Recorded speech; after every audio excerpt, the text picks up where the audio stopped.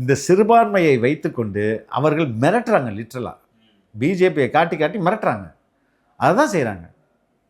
எந்த இடத்திலும் அவர்கள் சிறுபான்மையினருக்கு என்ன செஞ்சுருக்காங்க?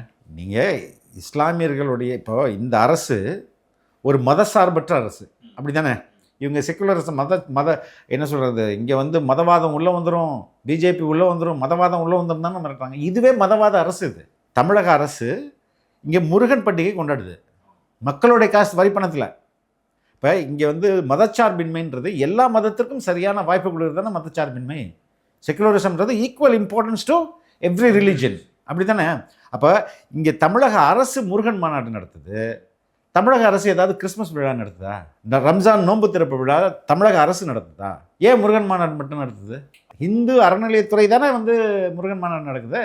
ஆனால் இங்கே வக்ஃப் போர்டுன்னு ஒன்று இருக்குது, மைனாரிட்டி கமிஷன் ஒன்று இருக்குது. இவங்க ஏன் பண்ண மாட்டேங்கிறாங்க? அப்போ இதுதான் கள்ள கூட்டணின்றது. நியோமேட்டின் ஹேர் க்ரோத் லோஷன். இது சாதாரணமான ஹேர் ஆயிலை விட பல மடங்கு வேகமா ஊடுருவி முடி கொட்டுறது, அடர்த்தியின்மை, சிறுவயது வழுக்கை போன்ற பிரச்சனைகளை தடுத்து முடி அடர்த்தியா வளர உதவுது.